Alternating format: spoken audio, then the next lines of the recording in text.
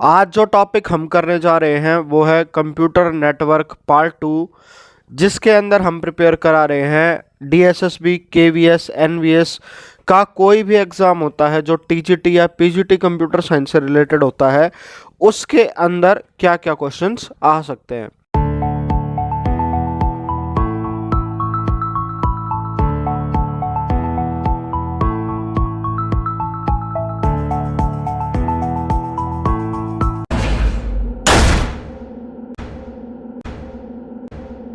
Hello everyone, मैं हूं सुमित कुमार नागर और कंप्यूटर गुरु हम में आपका स्वागत है।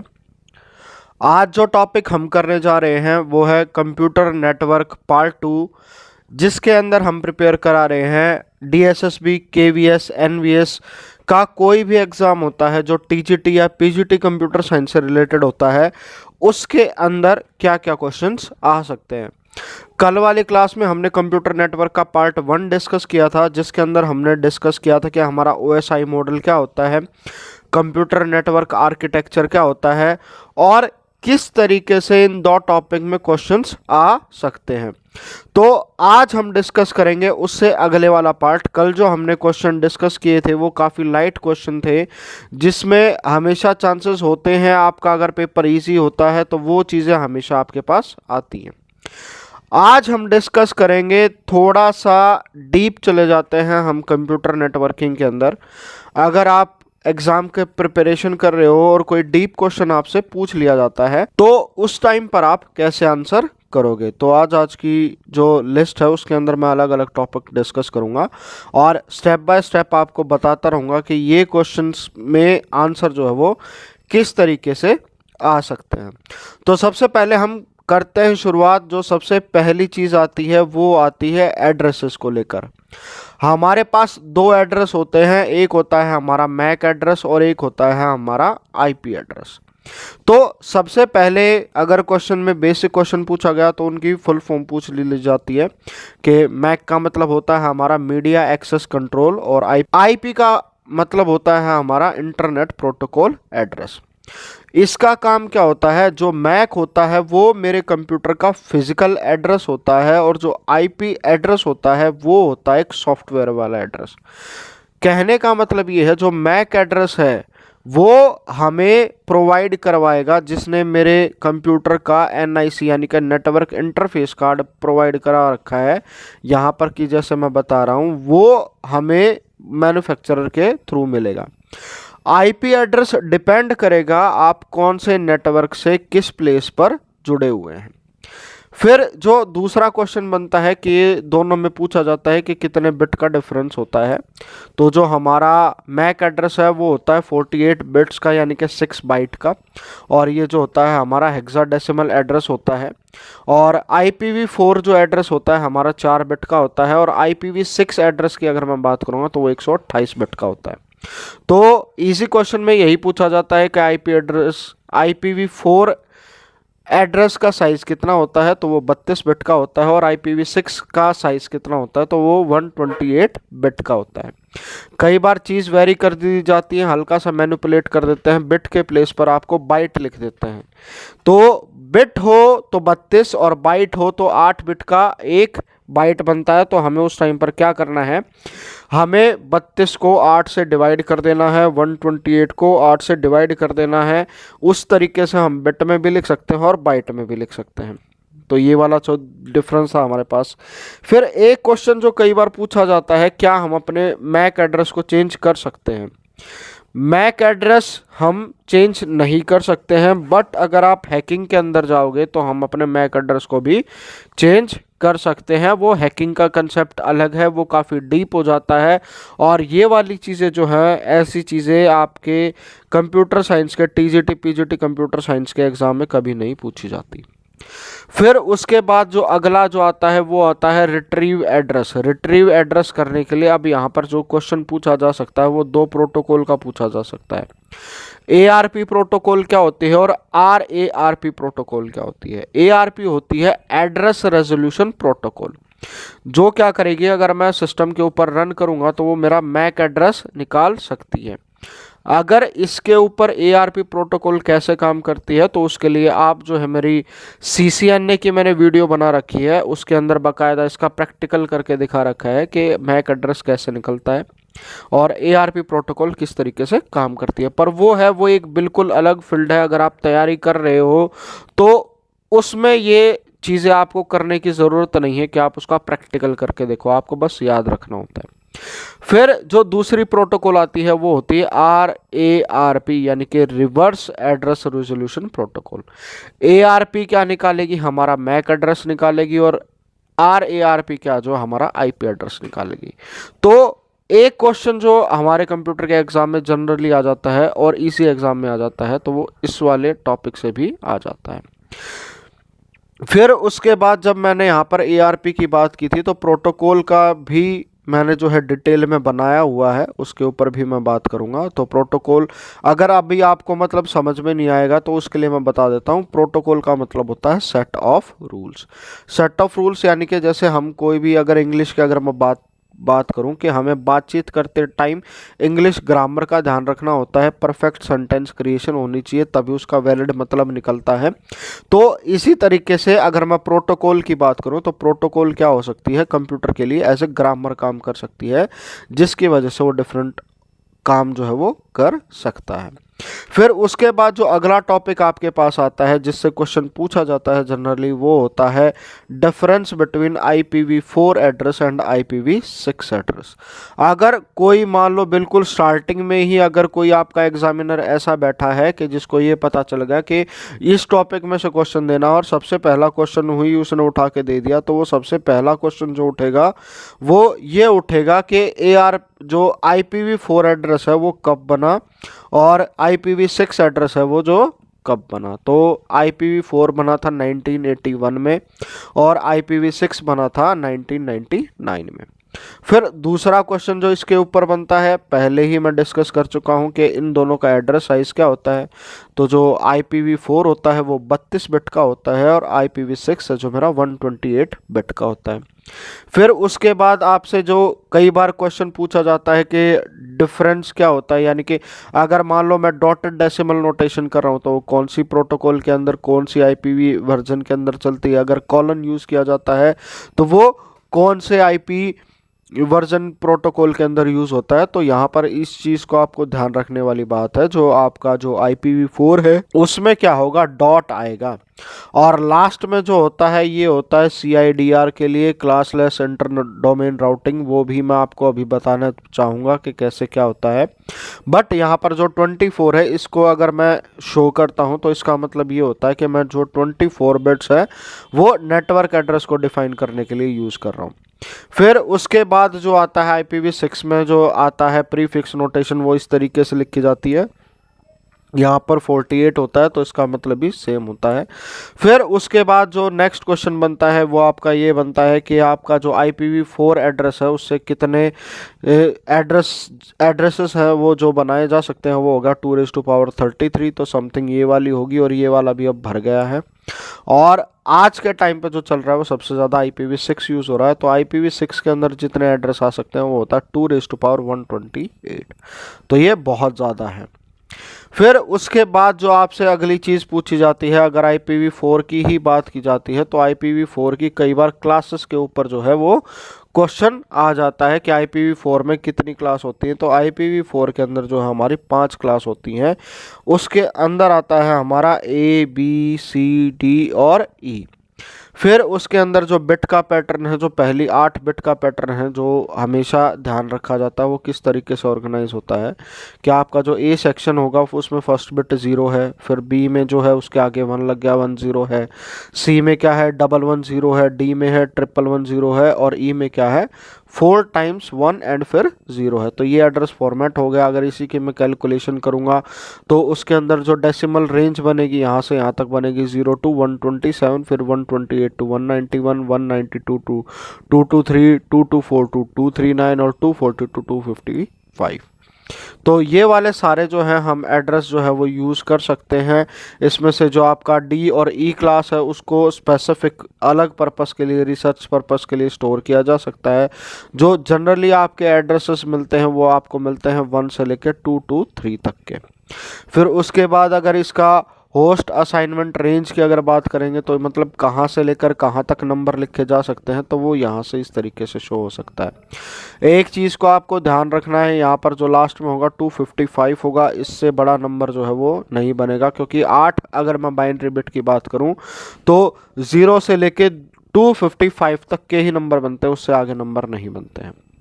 फिर अगर यही चीज़ आ जाती है तो इसमें भी अगर आपका कोई क्वेश्चन आ गया या क्लास से रिलेटेड आ गया, बिट पैटर्न से रिलेटेड आ गया, या आपसे ये पूछा जाता है कि अगर मान लो मैं बी क्लास का एड्रेस यूज़ कर रहा हूँ तो कौन सी रेंज कहाँ तक होगी, या आपको ये दे दिया जाता है कि मैं ये रेंज यूज़ कर रहा हूँ तो इसके अंदर आप बताइए कि जो एड्रेस है वो कौन सी क्लास का है, तो ये एक क्वेश्चन आपका ये भी बनता है। फिर उसके बाद जो अगली चीज़ बनती है वो होती है पब्लिक एड्रेस और प्राइवेट एड्रेस। मैंने जो है यहाँ पर एक इन्फॉर्मेशन सिर्फ प्राइवेट एड्रेस की दी है, तो मैं पब्लिक एड्रेस भी लिख देता हूँ कि पब्लिक एड्रेस क्या होते हैं।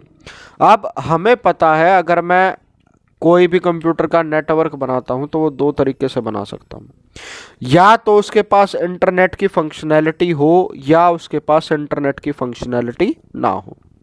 इंटरनेट की फंक्शनैलिटी का मतलब है जो आपका सिस्टम जो है वो आईपी प्रोटोकॉल से चलता हो, उसके ऊपर आप वेब पेजेस जो हैं वो एक्सेस कर सकते हो, और बिना उसके मैं क्या कर सकता हूं कि आप सिर्फ 2 कंप्यूटर को आपस में कनेक्ट करें और उसके बीच में इंफॉर्मेशन शेयरिंग करें।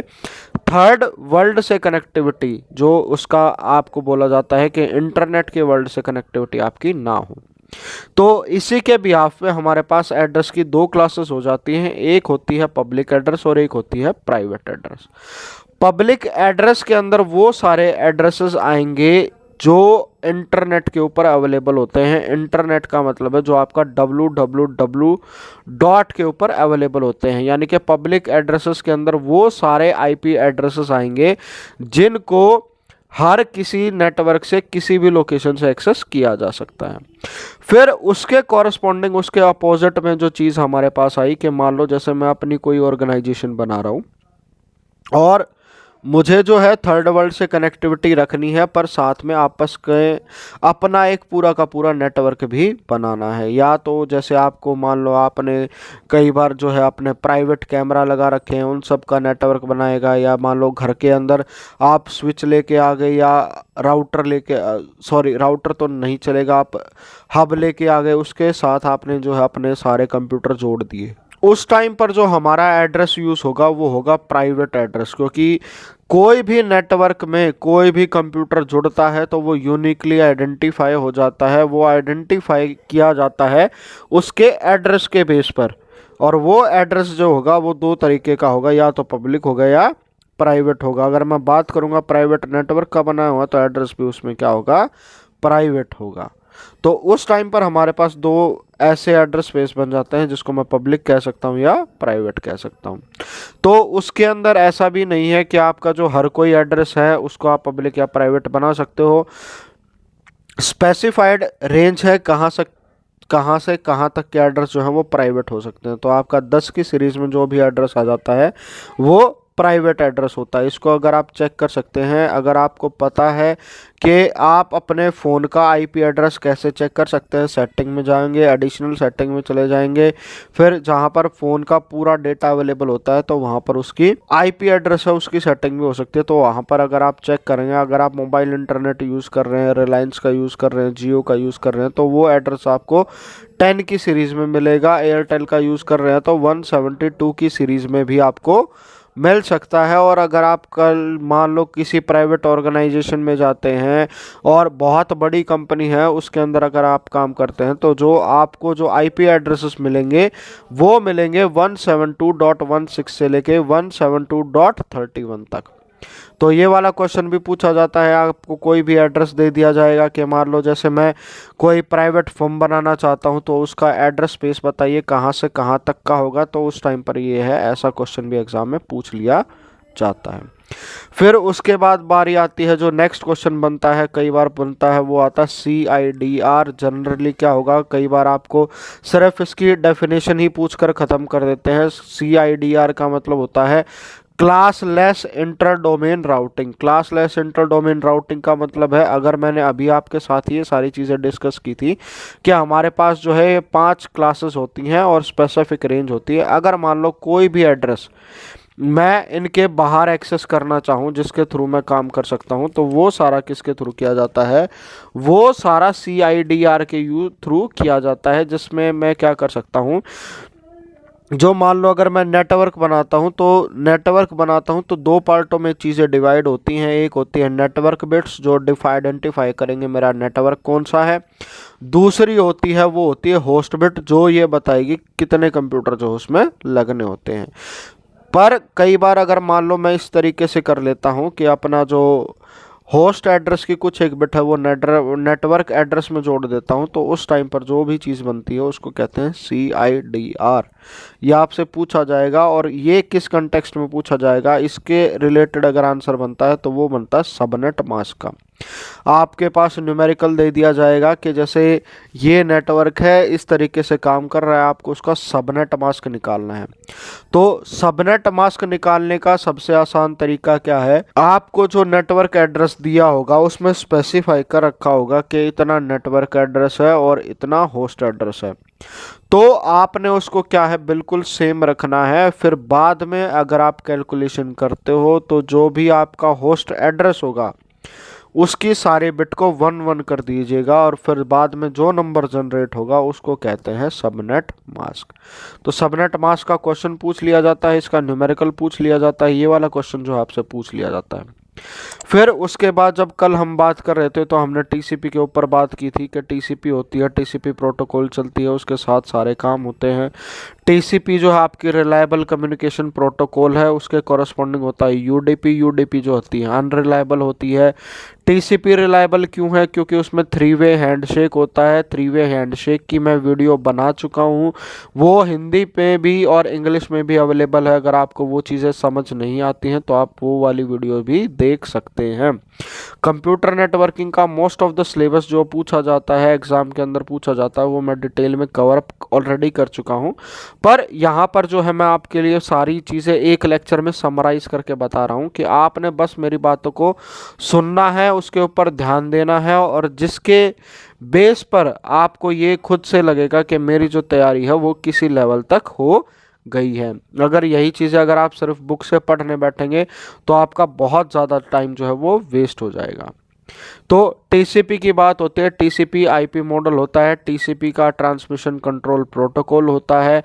उसके अंदर जो अगर मैं डेटा भेजता हूं तो डेटा भेजने के लिए हमारे पास एक स्पेसिफिक फॉर्मेट होता है जिसको TCP हेडर कहते हैं, और ये क्या लगेगा, जो भी डेटा जाएगा उसके सामने ऐड होगा और ये गाइड करेगा कि डेटा को जाना है तो कहाँ जाना है। तो इसके अंदर जो क्वेश्चन पूछ लिया जाता है मोस्टली वो पूछा जाता है इसके फ्लैग को लेकर के। ये फ्लैग हैं, फ्लैग का मतलब क्या होता है, एक स्पेशल चीज़ें होती हैं। अगर आपको पैकेट हेडर के बारे में पूरी जानकारी चाहिए तो आप बुक पढ़िए, पर जो एग्ज़ाम के पर्सपेक्टिव से आता है वो हमेशा अगर मुश्किल क्वेश्चन है 2 नंबर का क्वेश्चन है तो उसके अंदर वो TCP हेडर के फ्लैग के बारे में पूछेगा कि फ्लैग क्या होते हैं, किस तरीके से काम करते हैं। तो इसके अंदर जो मेनली फ्लैग होते हैं वो आपके 6 फ्लैग हो गए। एक आपका होता है अर्जेंट, फिर आपका होता है एक्नॉलेजमेंट, फिर आपका होता है पुश, फिर आपका होता है रीसेट, फिर आपका होता है सिंक, और फिर आपका क्या होता है फिनिश।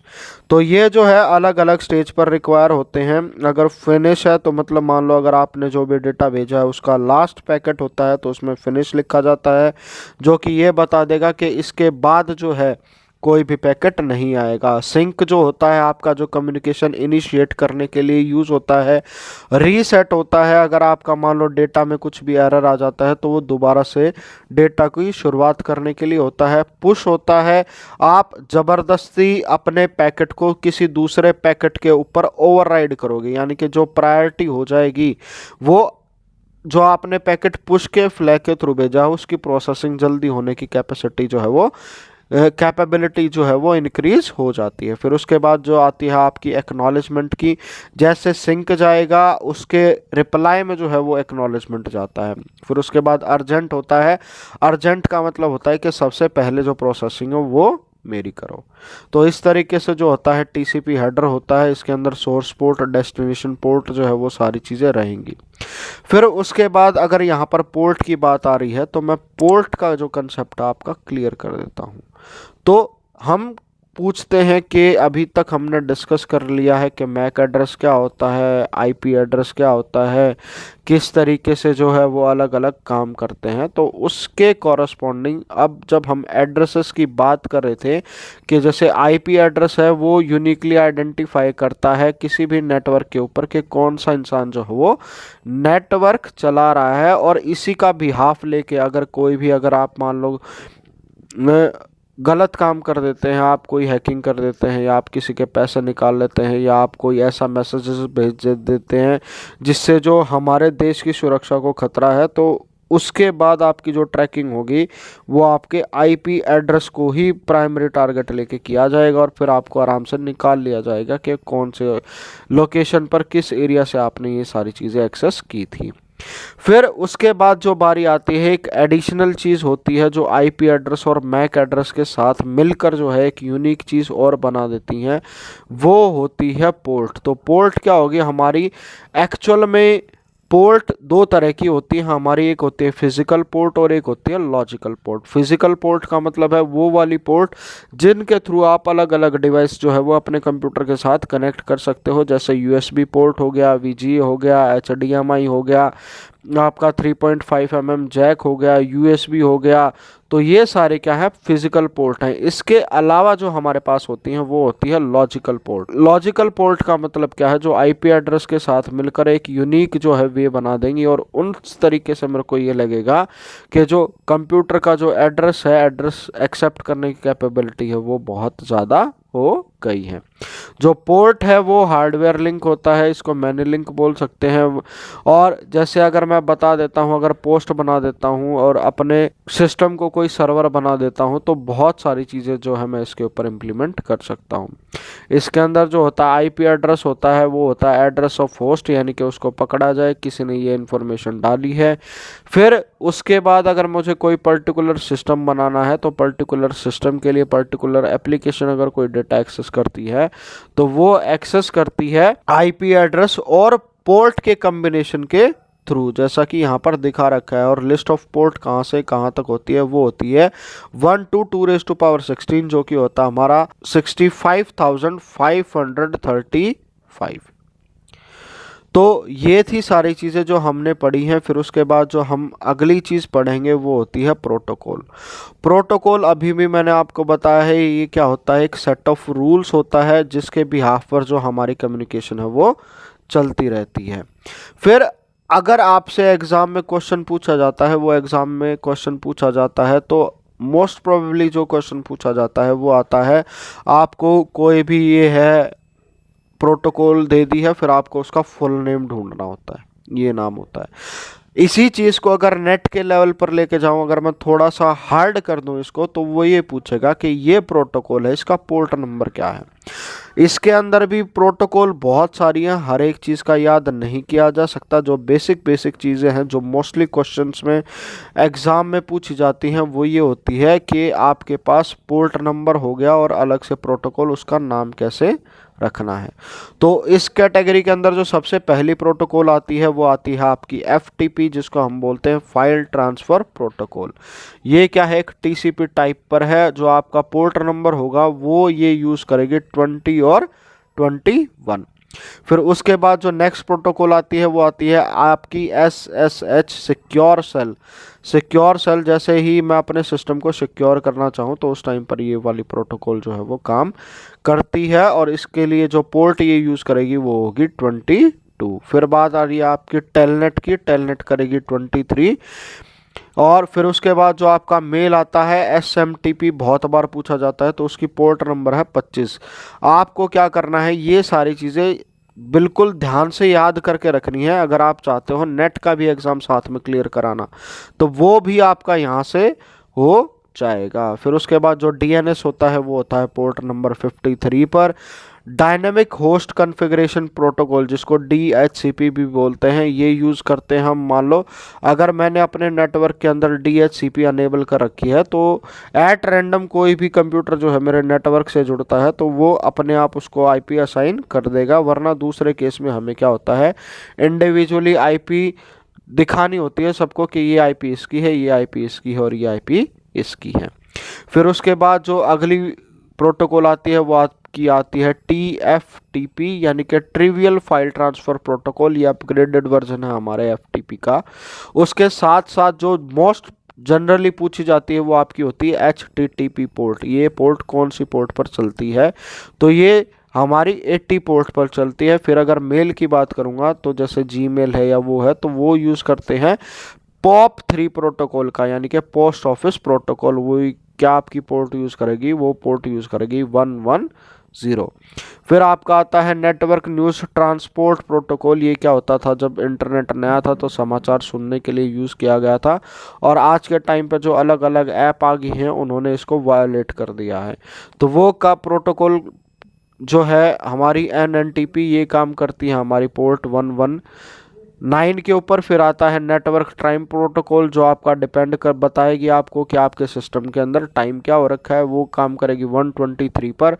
नेट बायोस, यानी कि जो आपका जो बेसिक इनपुट आउटपुट सिस्टम है, जिससे नेटवर्क को बायस करवाना होता है तो उस टाइम पर ये यूज़ किया जाता है।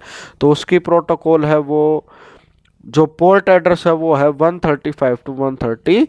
फिर आपका आता है इंटरनेट मैसेज एक्सेस प्रोटोकॉल, जो आज के टाइम पे गूगल भी यूज़ कर रहा है। वो काम करता है पोर्ट नंबर 43 पर। सिंपल नेटवर्क मैनेजमेंट प्रोटोकॉल, जिसको SNMP भी कह देते हैं, वो काम करता है 161 एंड 162।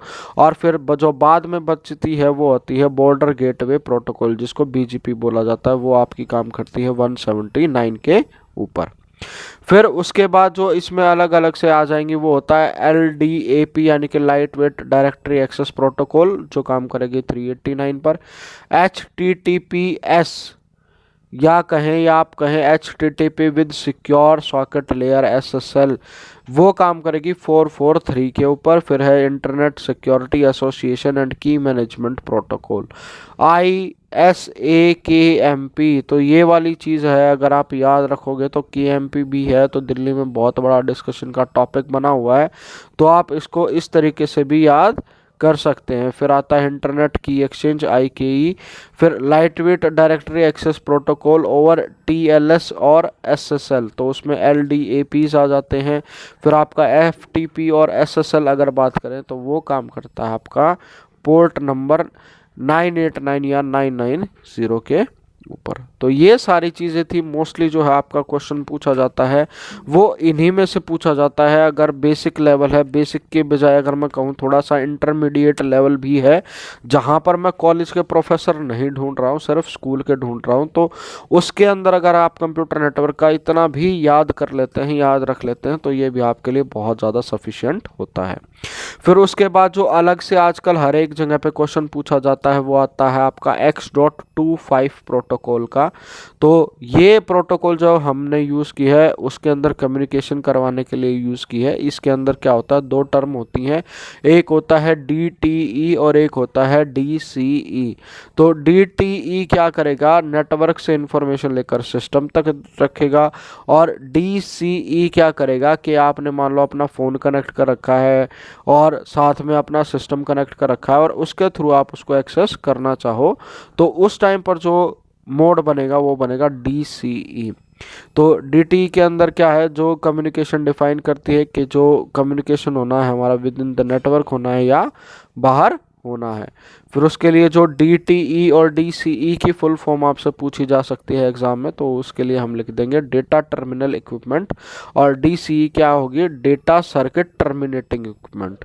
तो टर्मिनल इक्विपमेंट जहाँ से कोई भी अलग से सिस्टम लगेगा नेटवर्क के साथ, फिर उसकी फंक्शनैलिटी ख़त्म हो जाएगी। तो डीसी जो है हमारा डाटा सर्किट टर्मिनेटिंग इक्विपमेंट, यानी कि जो भी सर्किट हमने बना रखा है उसको ख़त्म कर देगा। फिर उसके बाद जो हर बार क्वेश्चन पूछा जाता है, मोस्टली पूछा जाता है, वो ये होता है X.25 में लेयर कितनी है। तो इसमें जो है वो 3 लेयर होती हैं और ये चीज़ आपको ध्यान रखनी है, एग्ज़ाम में बहुत बार पूछा जाता है।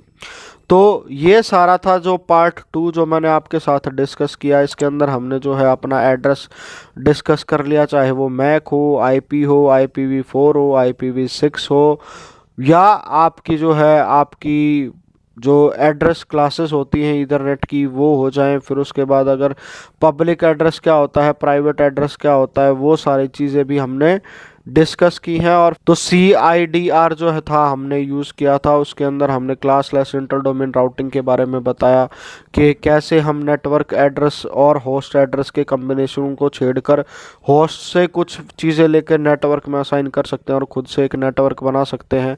आपका सबनेट मास्क क्या होता है, फिर TCP हेडर में जो TCP के फ्लैग होते हैं इसका क्वेश्चन पूछा जाता है वो क्या होता है। फिर उसके बाद पोर्ट पूछ ली जाती है आपसे, पोर्ट आपसे पूछ लिया जाता है कि कौन सी प्रोटोकॉल यूज़ होगी, कौन सी पोर्ट पर होगी। ये वाला क्वेश्चन भी बहुत लोगों को कह नहीं पाते और उसकी वजह से ये सारी चीज़ें जो हैं वो गड़बड़ हो जाती हैं। फिर उसके बाद जो आपका X.25 प्रोटोकॉल है, तो उसके अंदर मैं क्या करता हूँ, 2 तरीके के डिवाइस यूज़ करता हूँ, एक होता है DTE और एक होता है DCE। तो ये क्या होगा, डेटा टर्मिनेटिंग इक्विपमेंट और दूसरा क्या होगा, डेटा सर्किट टर्मिनेटिंग इक्विपमेंट। और उसके अंदर जो हमारी लेयर है वो 3 लेयर के अंदर काम करती है। तो ये सारा टॉपिक था जो मैंने आपके साथ आज डिस्कस किया था। तो और ये जो है मेरा पर्सनल जो प्रिपरेशन है जो मैंने की थी, उस टाइम पर भी मैंने सिर्फ स्पेसिफिकली उन टॉपिक के ऊपर ध्यान दिया था जो ज़्यादातर पूछे जाते हैं हमारे क्वेश्चन एग्ज़ाम में, ना कि पूरी की पूरी बक पढ़ने के लिए बैठ गया। तो जैसा हमारा काम होता है वैसे ही हमें उसके अकॉर्डिंगली एक्ट करना पड़ता है। अगर आप अपने एग्ज़ाम की तैयारी कर रहे हो तो आपको स्मार्ट एक्ट करने की ज़रूरत है। स्मार्ट एक्ट करने का मतलब क्या है, आपको चीज़ें सोचनी पड़ेंगी कि आप कहाँ से क्या जो चीज़ें हैं उसको अप्लाई कर सकते हैं, कहाँ से क्या चीज़ें हैं जो उसको बचा कर अपने पास जो है वो रख सकते हैं। तो आई होप आपका कंसेप्ट जो है वो क्लियर हो गया होगा। अगर इसमें आपके पास कोई भी डाउट है तो आप कमेंट कीजिएगा। अगर आपको वीडियो में कहीं पर भी परेशानी आई है तो भी कमेंट कीजिएगा, और वीडियो अच्छी लगी है तो भी कमेंट कीजिएगा, ताकि मुझे भी पता चल जाए कि जितनी मेहनत मैं आपका एग्ज़ाम क्लियर कराने के लिए कर रहा हूँ उतना ही आपको समझ में आ रहा है या नहीं आ रहा है। जिसकी अगर उसमें कोई दिक्कत होती है तो हम कोई भी दूसरी जो टीचिंग स्ट्रेटजीज़ हैं वो यूज़ करेंगे और कोशिश करेंगे कि आपको जितने बढ़िया तरीके से हो सके उतने बढ़िया तरीके से फिट करके बता दें। तो आज की वीडियो में इतना ही। और जाने से पहले एक बात कह देता हूं, अगर आप चैनल पर नए हैं और मेरी वीडियो पहली बार देख रहे हैं तो चैनल को सब्सक्राइब करना मत भूलिए। साथ में जो हमारा कंप्यूटर गुरु हब का टेलीग्राम चैनल है उसको भी ज्वाइन कीजिएगा, ताकि आने वाले लेक्चर्स की सारी नोटिफिकेशन आपको मिलती रहे। और जो अलग से कंटेंट मैं दे रहा हूं, जो भी इमेजेस मैं यूज़ कर रहा हूं, वो सारा जो है टेलीग्राम चैनल पर मिलेगा कंप्यूटर गुरु हब के पे। तो ये जो है आपने काम करना है, वीडियो को लाइक करना है, शेयर करना है और सब्सक्राइब करना है। और साथ में अपने वीडियो को इस तरीके से लोगों के पास भेजना है कि जिसके पास पैसे नहीं है तैयारी करने के लिए, वो यहाँ से पढ़ सकता है और तैयारी कर सकता है। तो आज की वीडियो में मेरी तरफ से इतना ही। Thank you all, thank you for watching.